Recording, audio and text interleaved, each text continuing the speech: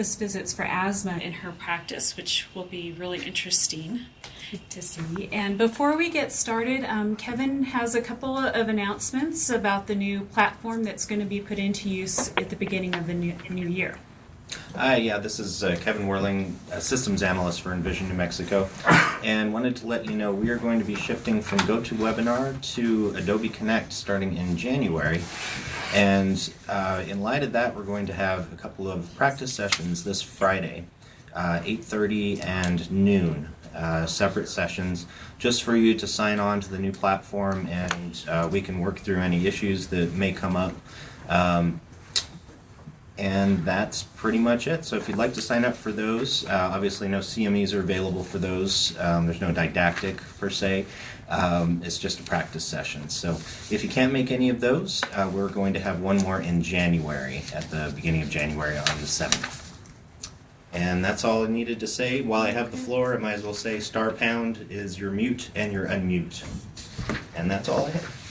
And for those well, I guess we'll go around the table here because we have quite a few people today, and then we'll ask folks who have signed on to also introduce themselves so we can make sure that you get your CMEs.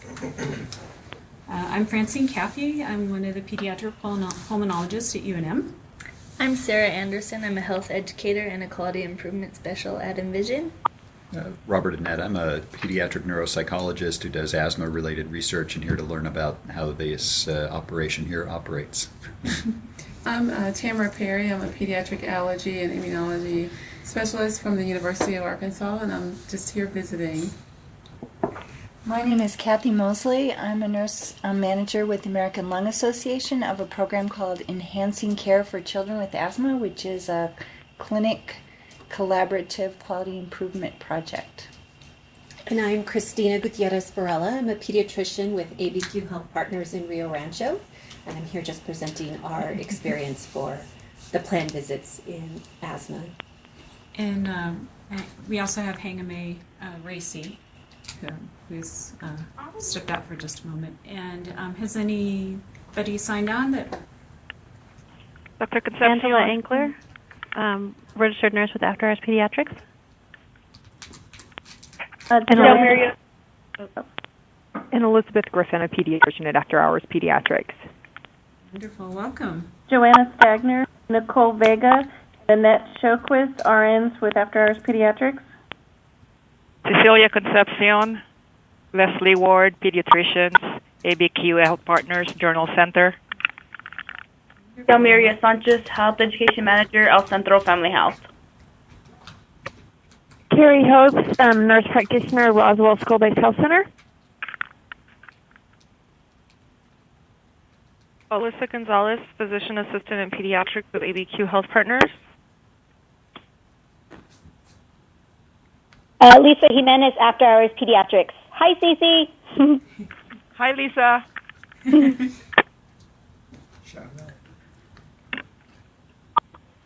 Crystal Luna, Crystal Roybal, and Patty Engelman at ABQ Health Partners, Gibson Pediatrics. Mm-hmm. Wonderful. Alrighty, is that everybody? Okay, well, we'll let Dr. Gutierrez-Barela take the floor. Thank you. Thanks.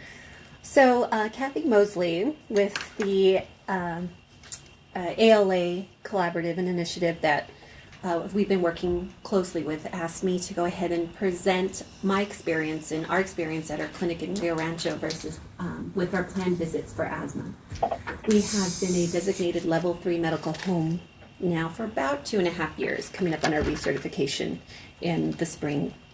And so a lot of this we have started. So this has been a work in progress. This isn't something that we just came up with over a few days or several weeks. It's actually several months, and just trying to fine tune it and specific for our practice. So what may work for us may not work for everyone, but this is just our experience in one way that we have approached and we have felt have really improved the care and delivery of care to our asthma patients.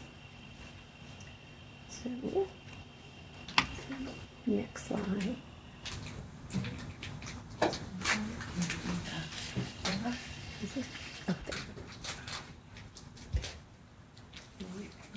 go ahead and go forward with that. Disclosure. Okay. So basically, some of the questions I wanted to address. In your practice, have you ever been unable to adequately address your patient's needs in a 15-minute visit? Found that you did not have all the necessary information to provide accurate diagnosis and treatment? Not been able to provide all the education needed to achieve medication compliance and therefore improve the health care of your patient? So I want to show you that by utilizing the chronic care model, you'll be able to appropriately schedule asthma patients, prepare charts for the visit, deliver all necessary education and treatment during the visit, and improve the healthcare delivery to asthma patients. So here are just some steps that we have worked through to achieve a planned visit approach. And really, it's just so that every staff member really understands their roles, and we've really come into how we each play a part into this. So first, we need to lay out scheduling guidelines for our nursing staff as well as for our front desk staff who are answering the phones. Pre-visit planning checklist for our staff, like our medical assistants, when they prepare charts for us. Next step, make the check-in easy and efficient for the patient so it's not very cumbersome and they can get through the flow of the visit easy. Then a huddle and team approach to a patient-centered visit, which I'll explain later, which is interaction with the provider as well as the health coach or a medical assistant. Establish a workflow for the visit so everyone knows what needs to be done and when. And then a post-visit discharge and education with scheduling follow-up. So make sure we close that loop for the visit, make sure everything is completed in that one time and no one falls through the cracks. And it doesn't stop there. With chronically ill patients, there should be some between visit care. So here is a workflow that, like I said, took some time to develop, but this is one when a call comes in, and in our case, the PCC is a patient care coordinator. So they're the receptionist who will answer the calls and do the scheduling and also check in the patient up front. So the first thing that they'll decide, is this a well-child check? Yes or no? So if it is, they go down to a different arm of the path because it'll take them somewhere different. So if it is a well-child check, the next step, which is very important to us, is does your child have some of these other chronic conditions that may require extra time? Because we know trying to address the well visit as well as their chronic illness in 15 minutes just wasn't doable.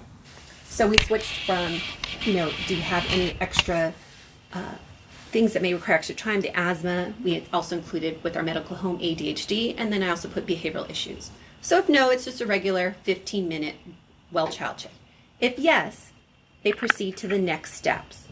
So for ADHD, which I included just because it's part of our visit, they schedule a 30-minute, remind them about forms. For asthma, schedule a 30-minute, so it'll be a well-child check and asthma when it's scheduled.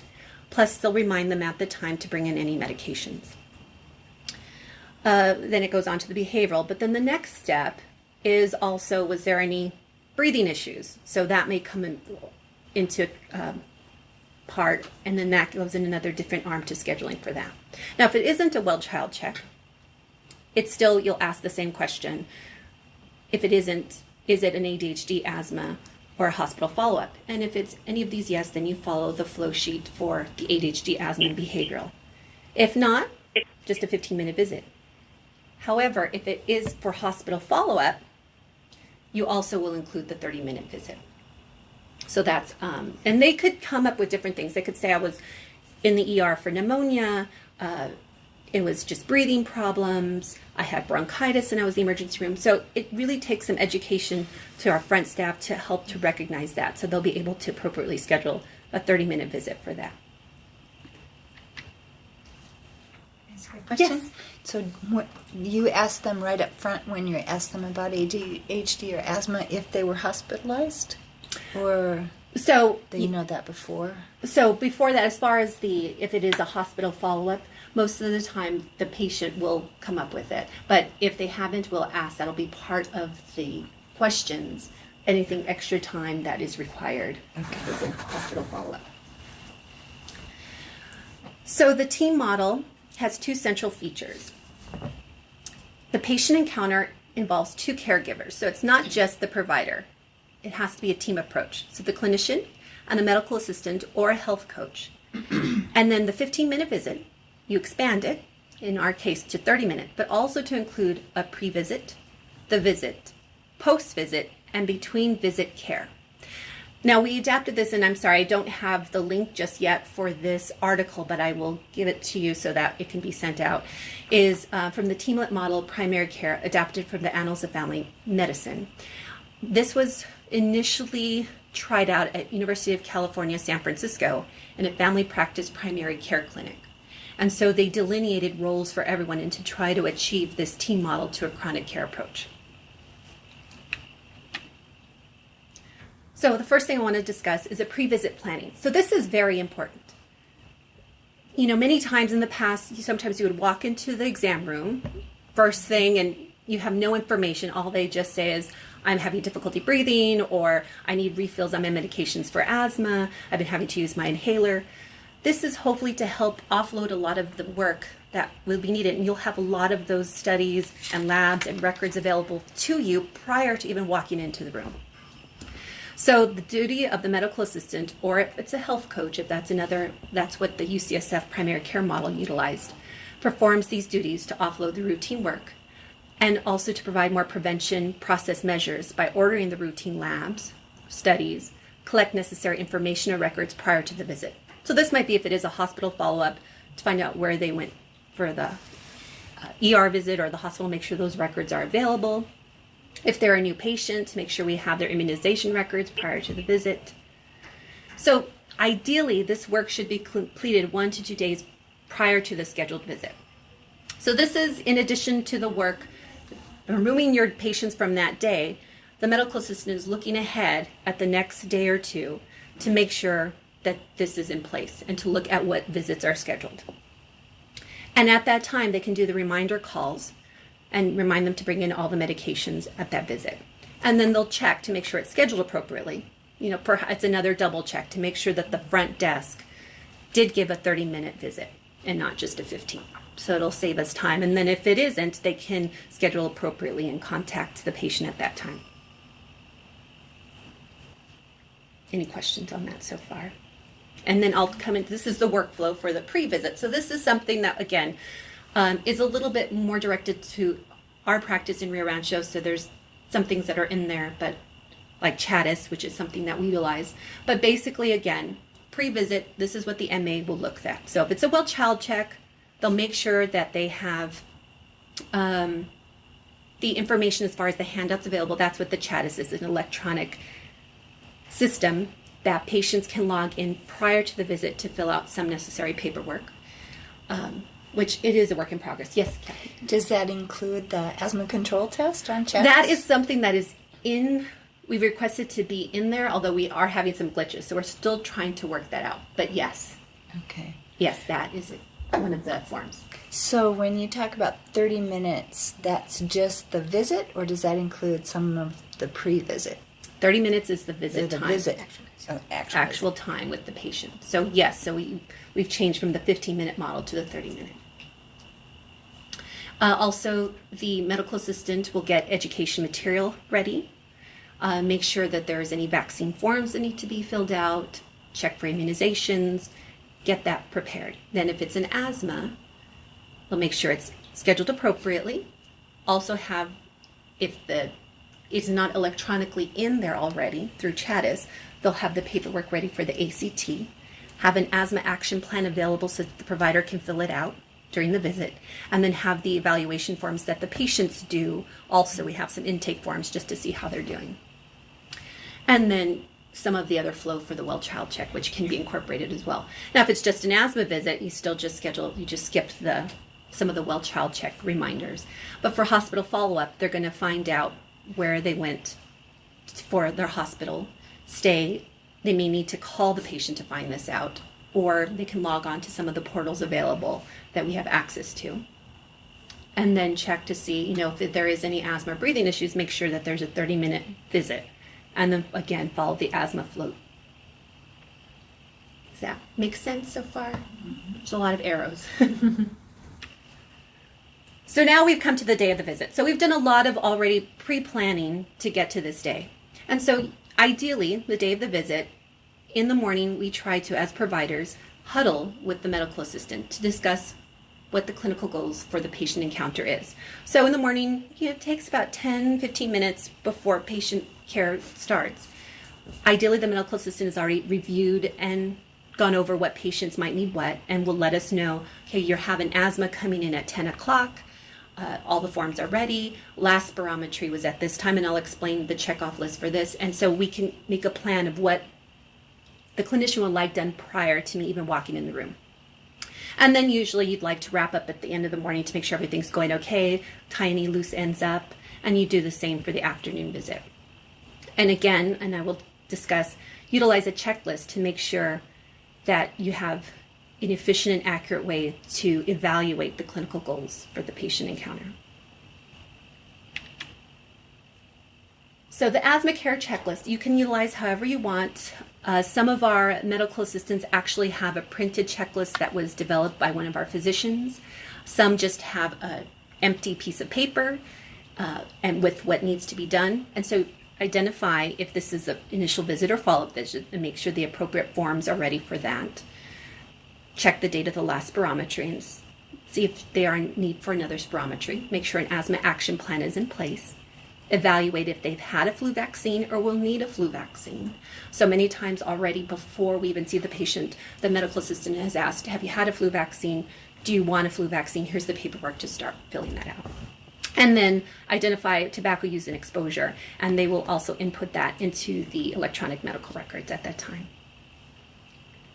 So here is check-in. So this is hopefully will help make check-in smoother and a better transition for the patients. So the PCC, or the patient care coordinator, checks the patient in, and already, because of the pre-visit planning, the medical assistant has already put up the forms necessary for that patient up front. So all the PCC needs to do is grab it, say, okay, this is the next visit, here are the forms, this is what the provider would like for you to fill out. So they're already filling that out prior to even be pulled back for their visit. And then once they're done, they'll hand it to the medical assistant, who will enter any information. So if their ACT score is, we'll put it in our flow sheet. And then all the completed work at that time will be given to the provider. If they're in need of spirometry, teaching for inhaler or assessing their inhaler use, that will be what the nurse will perform. So that's the separate arm on the other side. And ideally, we'd like to have that done prior. The reason being is we can't really assess if the medication's not working if they're not really doing it correctly. So if they're not even doing it correctly, how can we say it's not working? So that's where the nurse will go in and assess their inhaler use and provide education as well. And then the provider goes in to see them. So a lot of things have already happened that should be, so the provider won't have to do all this. So we have extra time to actually talk to the patient. And you'll have this information and be able to make a more accurate diagnosis and assessment of the patient. And then if you find, oh, this patient spirometry is really low, let's see how they do after a neb treatment or use of an inhaler, or I want to change from an inhaler to something like an Asthma-Nex or a discus. So I'll need to have my nurse go back in and educate again on how to use that. And then they'll provide the discharge. So they'll wrap it up and say, okay, do you understand what you need? They'll go over the asthma action plan with them and make sure that they know about their follow-up appointment. And by then the provider will have given instructions to the nurse as well as the patient of when they would like to be seen next. So although I'm discussing this for asthma, I just want to mention that this is the model for chronic care. So it's applicable to other disease processes. So I've shown you that we've done it for asthma, but we've also done it for ADHD. We've started some for depression. We have not yet ventured in for diabetic care yet, but even some that we've already done behind the scenes that people don't realize, contraceptive surveillance or urinary tract infections. Many times our medical assistants are already known to get a urine. They don't have to wait for the provider to see the patient and say, oh yes, they're complaining of dysuria let's get a urine. They'll already have the urine available. So, and that's not really set out in a workflow, but it is established. And we do it already as primary care providers for well visit preparations. We already know, okay, this is a 2-month visit. They'll be getting their first set of immunizations, make sure we have a card ready for them, the forms to fill out. You know, we already know, check what immunizations have been given if they're 6-year-old and want to make sure that everything's up to date prior to school. So that's already ingrained in how we practice. And this just formalizes it a bit. And really what I want to emphasize is the key is understanding what the clinical goals of the patient are. So even though we might have we might want a certain process for the patient or a goal for the patient, that might not be what the patient wants. So it is a team approach into trying to understand, and by actively involving the patient and the parents, hopefully we'll be able to reach these goals. So here is just a flow diagram of how this can just work with any disease processes. So it goes over everyone's role, which is really critical in the team model approach. So again, the patient care coordinator greets, checks them in, has to do all of that necessary paperwork, which is very important, and delivers the paperwork to the patient and make sure all that is in place right in the first entrance of the visit. Then the medical assistant will room the patient, get the paperwork, collect necessary vitals, and depending on the visit, we'll input the ACT if it's an asthma, BMI percentile, blood pressure percentiles, which we do for our well child checks, as well as any follow-up for weight issues, and also motivation to change what it is assessed for our well child checks and also those who have elevated BMIs. And then if it's an asthma, the nurse will perform the spirometry, and that might be able to be incorporated into something else for another disease process. You could probably plug something else in there.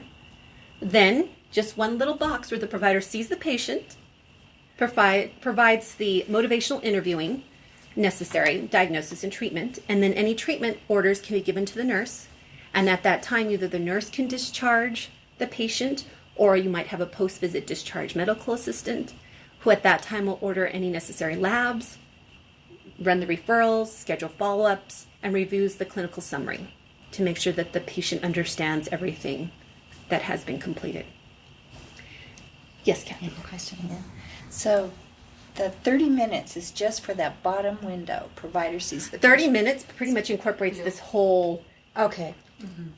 Okay. The whole process. Mm-hmm, the whole Kinda process. after they've checked in. So that's why you needed the check-in. extra time so that the medical assistant and the nurses will be able to do all this extra education and teaching. So and you assessment still might only have 15 minutes with as the a patient. provider.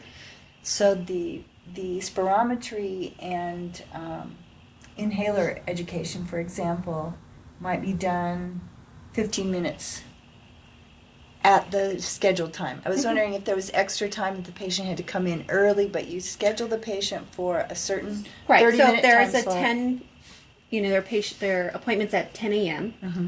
When we do schedule, we ask them to arrive 15 minutes early, just so that we can have at least a little extra time for check-in to fill out paperwork. And so then, theoretically and ideally, you would like to have all this other, the rooming, the education, the provider, the treatments, and the discharge in 30 minutes. 30 minutes, okay. And that's ideally. It doesn't always happen, obviously, if you have a sick patient and you need extra time.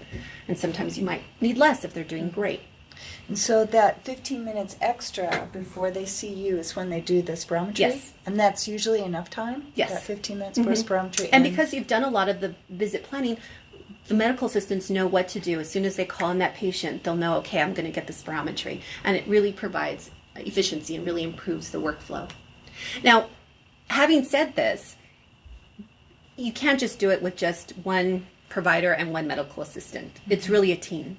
So you can't expect the medical assistant to room the patient as well as doing the post-visit discharge, as well as doing the pre-visit planning, as well as doing the in-between visits. So you really need an extra person to really make this feasible and to help with that. So ideally, you will need somebody extra to do that and to close the loop and provide gaps in care.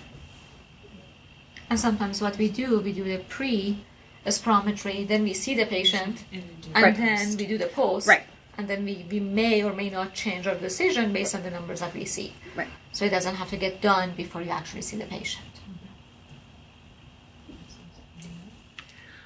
So moving on to the between visit care.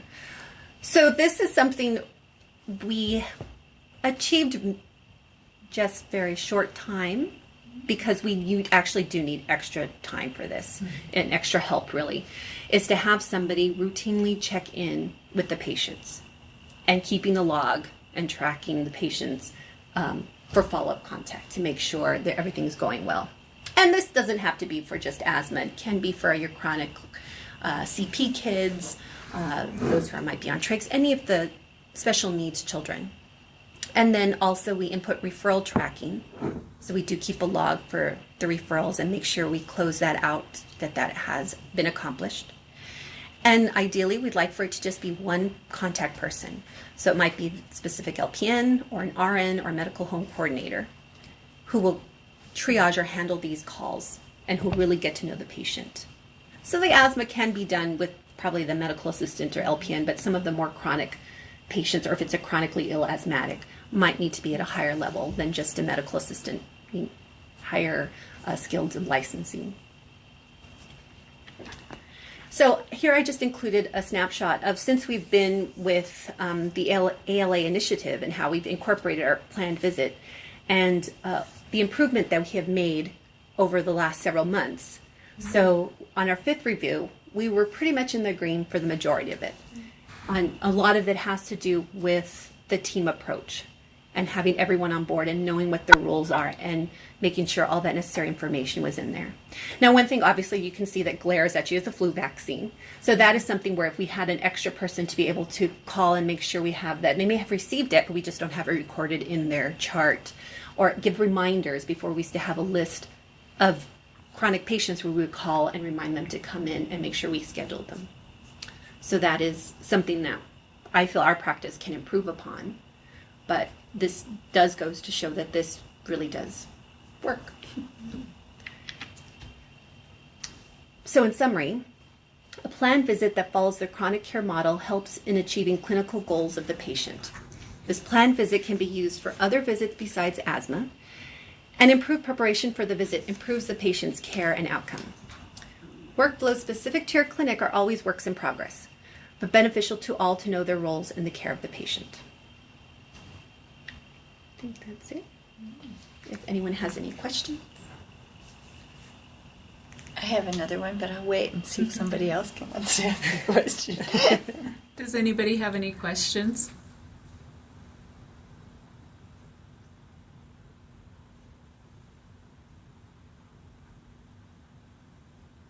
Kathy? 10 seconds. I waited 10 seconds. Well, you showed us how excellent your guidelines-based care improvement has been tracking, that Envision has been tracking. And I wanted to know also, a lot of folks express concern about lack of patients coming in, and the chronic care model is about working on health system redesign, but also working on that piece of the patient becoming more activated. And I'm wondering if working on this piece at the clinic has, if you can see any impact on patients showing up better. I think so. I definitely think they are more engaged, especially with their asthma. Many times, the only time we would see them is when they were having an exacerbation. And so they didn't realize the importance of maintaining their care. And so they would say, well, I didn't need to use this. So it just makes them more in control. And now they're telling us how they're doing. They can assess themselves really well. And they're just more involved in their care. It definitely has impacted. Now, part of which I didn't include of the discharge is we do provide links to, the Asthma American Lung Association, just to provide extra education for them as well, that if they choose to seek, they can. As a provider, how would you feel about getting interval data on your patients electronically, meaning the patients registering some data, say over a smartphone or some other web-based application, and feeding it back to you guys about their medication use and or symptomatology? No, I think that's great, because that's part of what we want them, is the self-management aspect. So that would be a You good find thing. it useful in your practice? Yes. So sometimes we use, and it's been controversial, and I know this has been discussed before, about peak flow monitoring. So depending on the patient, that's another self-management tool. Right. And some, when we have given that to patients, do it almost electronically on their smartphone, or they come up with spreadsheets that are very educated on how to do that, or they'll just write it in their calendar. I'm thinking about in like real time. The real time. You may not have to. You may see this patient today, but you would have real time data on this patient from the last couple of weeks. Yeah, that would be great. So very similar to checking for the glucometer for diabetics. Correct. Or, yeah. Getting the A1C or that kind of stuff. Yeah. And I think that's probably a direction we'll eventually be able to get into, especially with patient might be able portals. to help you get there. Yeah, patient portals, becoming involved in that definitely can be helpful. And, we want the patients to come in for visits, but at the same time, there might be some management that can be done at home that they don't need to come in for, and that will also help. That's the other side of real-time data capture is you could get a flag, for example, in your medical record. Oh, this Johnny so-and-so hasn't been taking his controller medicine, or hasn't registered that he's taken his controller medicine in 6 days now. Maybe they need a phone call from you as the provider or something. So how we do that now, which we've discussed, is we make sure that for our rescue inhaler, we don't give any more than a 3-month supply. Yeah. So whenever we get a refill and we realized, why are they using it so much? That's a flag, and so before I refill it, or we'll refill just a month until they need to schedule an appointment. So that's one of the flags. And we've partnered with some of the insurance companies where they will send us information saying, your patient has not filled their inhaled corticosteroid. And so that again will flag, and we'll give them a call. And there are some insurance companies that they would let us patient has not been compliant when we try to switch them from inhaled corticosteroids to a combination product. They say, we're not paying for that. Your patient has not filled an inhaler the last 3 months. So they wouldn't even let us get that prescription. Or step up care. Yeah. Yes, you It's guys have that, impossible. yeah. So then you have to go back to the patient and say, oh, well. Well, guess what?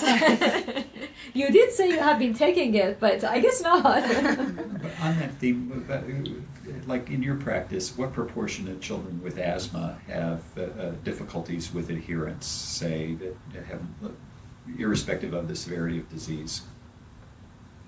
Oh, I don't know the exact percentage. That's what I'm asking, ballpark kind of thing. I mean, you think it's half? You think it's less than half? I think it's a little bit less than half. I guess it kind of means what your definition of adherence is. Are they getting, let's say they're on twice a day inhaled steroids, are they taking it every day, twice a day, all the time, 100%? I'd go for 50% of the time. I would be really, really surprised if anybody met that goal. Right. I'd say it's probably closer to 50%. Yeah, if they But take it is the 50% same prescribed. as but the data, the published data says it is just like any other chronic condition. It is just like diabetes or hypertension. So it is 40 to 50%, depending on how you define compliance, and which is it's usually about 70 to 80% of the dose has been administered over a month, not even just 1 week or so. Compliance is the same as diabetes, 40 to 50%. Okay. It was we had to actually look into that data because there was some ideas that oral medication like singular would increase compliance in the patients. We actually did a study and it was like, not really. The problem is the nature of the beast. This is a chronic condition. It has nothing to do with oral pills compared to inhaler. Just because it's a chronic condition, compliance decreases. And that's why we have to do the education pretty much every time patients come in to show them the importance of compliance. Kristina, do you have any sort of mechanism for, if a patient's supposed to follow up and they miss their follow-up, for kind of trying to get them back into... We do. I can't say that it's been utilized effectively, but you can order a follow-up in our orders, and then it'll show if they have not followed up, so it'll come as a red flag and a task to your staff. Saying, this patient has not had a follow-up. And so they'll know to contact them. To contact them and say. But I wouldn't say that is utilized that well right now, so that's something we need to work on. And the only other thing would be is if they're calling in for refills of the medication, then we check. That's and another look. opportunity to remind them they need to come back in, which we also do. Or do filling have up a their similar asthma action process. plans for Yes. school, and then it's like, I haven't seen you, for 8 months. You really need to come in. You have to come in, and I'll fill it out for you when you bring it with you. Right. Yeah. Are any either the specialty or the primary at the point of having an asthma database registry where you go through and you look at your database and you say, this patient, we need to see this patient? Is that No, we're not at that point. So it's Sean Ralston want to start that, a database for asthma. You know Sean, right? She want to start that to have that registry. And just to do that, but we thought again with rare diseases like cystic fibrosis and all, having a data register, it's very, it makes sense, convenient. We have 60 patients in pediatrics, 60 patients in adults. It's easy to manage that database. With asthma, I think it can be a little bit too much work. You definitely need to have one person just do data entry. Yeah, it's difficult just to keep up with the data points that's needed for the CF registry, and I can imagine just expanding that to the number of patients that we have with asthma would be difficult without a lot of extra help to do that.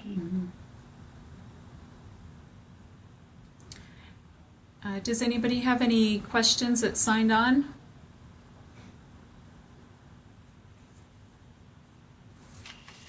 Hey, Kristina, this is Lisa. I have just a practical question. So when you bring in this kiddo for well check in asthma, and then you have your RN doing the spirometry, and then maybe some asthma education, how are you billing that? Well, how are you getting reimbursed?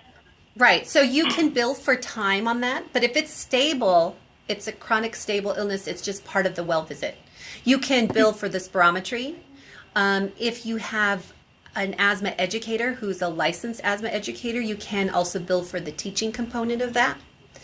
But right now, if there's any change in the medication, we will add it as a modifier 25 and an E&M code for that. Or if you want it based on time, and you'll have to put in your note, in addition to the well child check, an additional 15-minute visit. 15 minutes was spent on counseling the patient regarding their asthma care, and that will suffice. Thanks.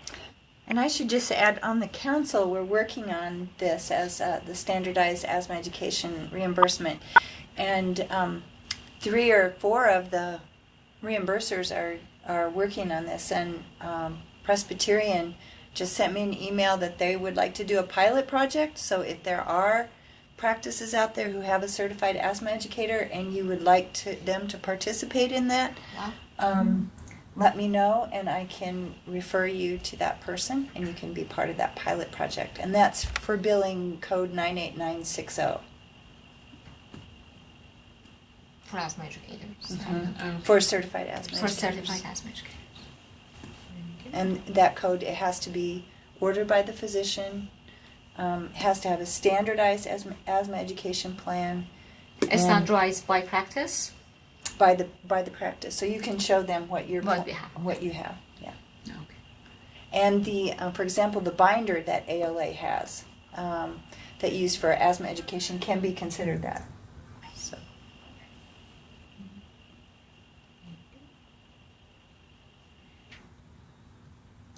Well, if there aren't any other questions, which we'd be happy to entertain. If you weren't able to introduce yourself at the beginning, if you have signed on it after, if you wouldn't mind shouting out who you are so we can make sure you get your CME credit, that would be great.